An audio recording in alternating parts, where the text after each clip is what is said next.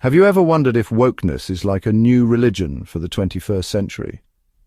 That's the big question in Jean-François Braunstein's book, The Woke Religion. Braunstein, a well-known French philosopher, says that wokeness, even though it says it isn't religious, looks a lot like a religion because of its beliefs and how it's organized. Some people really like his book, and others think he's totally wrong about progressive values. Whether you agree with him or not, his book is a really interesting way to think about wokeness and how it affects us all. So, who is this Jean-François Braunstein anyway? He's a super important philosopher in France right now. He teaches at the Université of Paris, Sorbonne. And he's written a lot about the history of ideas, political philosophy, and how religion and non-religion mix in society. He's written about things like the Enlightenment, totalitarian governments, and the role of intellectuals in our modern world. With the woke religion, he's jumping into a really hot topic, identity politics, social justice, and how beliefs are changing in the 21st century. Because he's a philosopher, he has a really unique perspective. He can compare things that seem totally different and figure out the basic ideas that shape how we see the world. Braunstein's main idea is that wokeness, even though it's presented as a movement for social justice, actually acts like a religion for a lot of people who follow it.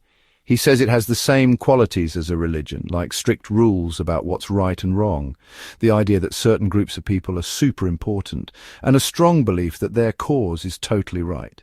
He thinks that this explains why woke activism can be so extreme, why it doesn't allow different opinions, and why it sometimes calls people who disagree with them bad people. By looking at wokeness like it's a religion, Braunstein wants us to understand why people believe in it and what might happen because of it. Section 4, Parallels to Religious Structures, Sin, Scriptures, and Sainthood. Braunstein says wokeness is like a religion in 5 ways. First, he says wokeness has an idea of original sin, like systemic racism or patriarchy, that makes people guilty just because of the group they belong to. Second, he says some writings like critical race theory or gender studies are treated like sacred texts. Third, he says public apologies are like religious confessions.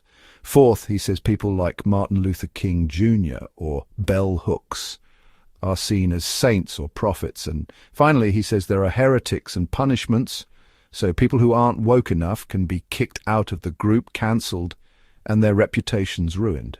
Section 5. The intolerance of purity, fundamentalism, and cancel culture. Braunstein says wokeness, like some strict religions, doesn't allow different opinions, which can be dangerous.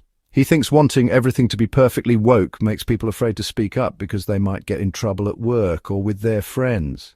He says this is what cancel culture is all about. People get publicly shamed for not following the woke rules.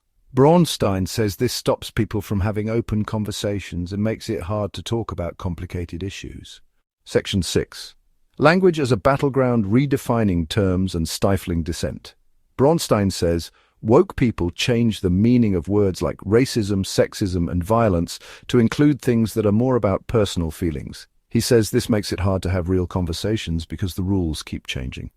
He also says things like controlling language and using new pronouns are ways of controlling what people think and stopping disagreement, even if it's supposed to be about being inclusive. Braunstein thinks this kind of language control actually makes it harder to talk to each other and can make people angry and resentful.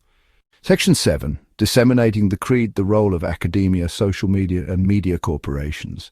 Braunstein thinks woke ideas spread because they're so common in universities, on social media, and in the news. He says universities only allow one way of thinking, and if you disagree, you get silenced. He says critical race theory and gender studies departments are proof of this. He also says social media creates echo chambers where you only hear what you already agree with. And finally, he says the news media, often filled with people who agree with woke ideas, makes these ideas seem even more important and doesn't show the whole picture. What do you think about it? Let us know in the comments. Please subscribe to our channel, like this video, and leave your comments below. We would love to hear your thoughts.